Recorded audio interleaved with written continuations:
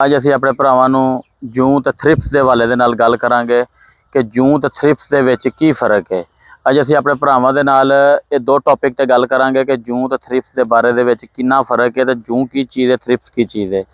जी अस्सलाम वालेकुम भाईजान।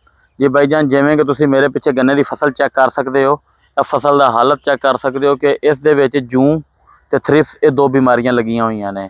ਅਸੀਂ ਆਪਣੇ ਭਰਾਵਾਂ ਨੂੰ ਪਹਿਲੇ ਤਾਂ ਦੱਸਾਂਗੇ ਕਿ ਜਿਹੜੀ ਥ੍ਰਿਪਸ ਕੀ ਚੀਜ਼ ਹੈ। ਥ੍ਰਿਪਸ ਭਾਈਜਾਨ ਜਿਹੜੀ ਉਹ ਬਿਮਾਰੀ ਹੈ ਕਿ ਜਿਹੜੀ ਜ਼ਿਆਦਾਤਰ ਯਾਨੀ ਕਿ ਜਿਵੇਂ ਕਿ ਇਹ ਪੱਤਾ ਸੁੱਕ ਚੁੱਕਿਆ, ਚੈੱਕ ਕਰੋ ਇਹ ਜਿਵੇਂ ਕਿ ਇਹ ਪੱਤਾ ਸੁੱਕ ਚੁੱਕਿਆ ਹੈ।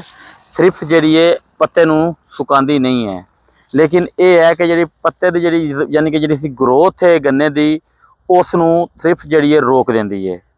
ਬਕਾਇਆ ਰਹਿ ਗਈ ਜੂੰ। ਜੂੰ ਜਿਹੜੀ ਹੈ, ਜੂੰ ਜਿਹੜੀ ਬਿਮਾਰੀ ਉਹ ਬਿਮਾਰੀ ਹੈ ਕਿ ਜਿਹੜੀ ਕਿ ਇਹ ਪੱਤੇ ਦਾ ਰਸ ਚੂਸਦੀ ਹੈ। ਇਹ ਪੱਤੇ ਦਾ ਰਸ ਚੂਸ ਕੇ ਜਿਵੇਂ ਕਿ ਇੱਕ ਚੀਜ਼ ਹੁੰਦੀ ਹੈ ਕਿ ਆਪਾਂ ਲੋਕ ਕਹਿੰਦੇ ਹਾਂ ਕਿ ਸੂਰਜ ਦੀ ਰੋਸ਼ਨਾਈ ਦੇ ਨਾਲ ਗੰਨੇ ਦੀ ਫਸਲ ਨੂੰ ਸੂਰਜ ਦੀ ਰੋਸ਼ਨਾਈ ਚਾਹੀਦੀ ਹੈ, ਕੋਈ ਵੀ ਫਸਲ ਉਸ ਨੂੰ ਰੋਸ਼ਨਾਈ ਚਾਹੀਦੀ ਹੈ।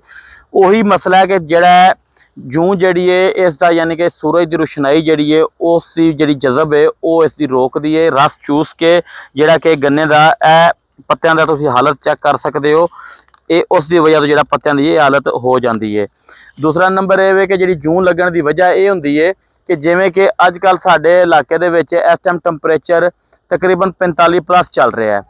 ਜਿੰਨਾ ਟੈਂਪਰੇਚਰ ਵੱਧ ਰਿਹਾ ਹੈ ਉਨਾ ਯਾਨੀ ਕਿ ਸਾਡੇ ਇਲਾਕੇ ਦੇ ਵਿੱਚ ਜੂੰ ਦੀ ਬਿਮਾਰੀ ਜ਼ਿਆਦਾ ਫੈਲ ਰਹੀ ਹੈ। ਇੱਕ ਦੂਸਰਾ ਨੰਬਰ ਇਹ ਵੇ ਕਿ ਇਸ ਦਾ ਹੱਲ ਜਿਹੜਾ ਅਸਲ ਇਸ ਦਾ ਹੱਲ ਹੈ ਉਹ ਇਸ ਦਾ ਹੱਲ ਜਿਹੜਾ ਅਸਲ ਬਾਰਿਸ਼ ਹੈ।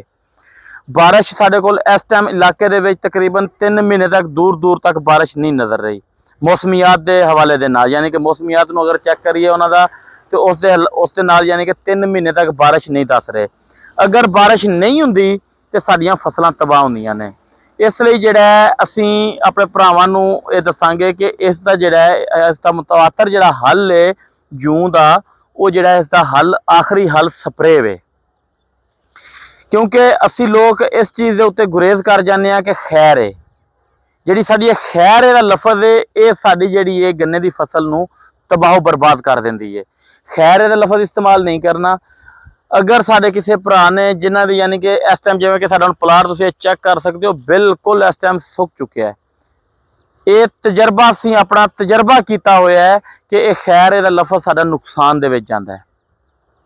ਲੇਕਿਨ ਇਹ ਵੇ ਕਿ ਇਸ ਦਾ ਅਸੀਂ ਮੁਤਵਾਤਰ ਹੱਲ ਸੋਚੀਏ ਕਿ ਇਸ ਦਾ ਮੁਤਵਾਤਰ ਕੀ ਹੱਲ ਹੈ। ਅਸੀਂ ਆਪਣੇ ਜ਼ਰਾਤੀਆਂ ਦੇ ਨਾਲ ਮਸ਼ਵਰਾ ਕਰੀਏ ਕਿ ਇਸ ਦਾ ਭਾਈ ਕੀ ਹੱਲ ਹੈ। ਉਸ ਤੋਂ ਬਾਅਦ ਦੂਸਰਾ ਨੰਬਰ ਇਹ ਵੇ ਇਸ ਦੇ ਉੱਤੇ ਸਪਰੇਅ ਜਿਹੜੀ ਹੈ ਲਾਜ਼ਮ ਹੈ। ਅਗਰ ਅਸੀਂ ਸਪਰੇਅ ਨਹੀਂ ਕਰਦੇ ਤੇ ਸਾਡੀ ਜਿਹੜੀ ਗੰਨੇ ਦੀ ਫਸਲ ਬਰਬਾਦ ਹੋ ਜਾਂਦੀ ਹੈ। ਅਸੀਂ ਤੁਹਾਨੂੰ ਆਪਣੀ ਅਗਲੀ ਵੀਡੀਓ ਦੇ ਵਿੱਚ ਜਿਹੜੀ ਸਪਰੇਅ ਕਰਨੀ ਹੈ ਅਸੀਂ ਤੁਹਾਨੂੰ ਆਪਣੀ ਅਗਲੀ ਵੀਡੀਓ ਦੇ ਵਿੱਚ ਉਹ ਤੁਹਾਨੂੰ ਅਸੀਂ ਵਿਖਾਵਾਂਗੇ। ਅਗਰ ਤੁਹਾਨੂੰ ਸਾਡੀ ਵੀਡੀਓ ਅੱਛੀ ਲੱਗੀ ਹੋਵੇ ਤੇ ਸਾਡੀ ਵੀਡੀਓ ਆਪਣੇ तमाम ਦੋਸਤਾਂ ਤੱਕ ਸ਼ੇਅਰ ਕਰਿਆ ਜੇ। ਸਾਡੇ ਚੈਨਲ ਨੂੰ ਸਬਸਕ੍ਰਾਈਬ ਕਰਨਾ ਨਾ ਭੁੱਲਿਆ ਜੇ। ਬੈਲ ਆਈਕਨ ਦੇ ਬਟਨ ਨੂੰ ਲਾਜ਼ਮੀ ਦਬਾਇਆ ਜੇ ਜਿਹੜਾ ਕਿ ਸਾਡੀ ਹਰ ਆਉਣ ਵਾਲੀ ਵੀਡੀਓ ਸਾਡੇ ਭਰਾਵਾਂ ਤੱਕ ਪਹੁੰਚੇ ਜੀ। अस्सलाम वालेकुम।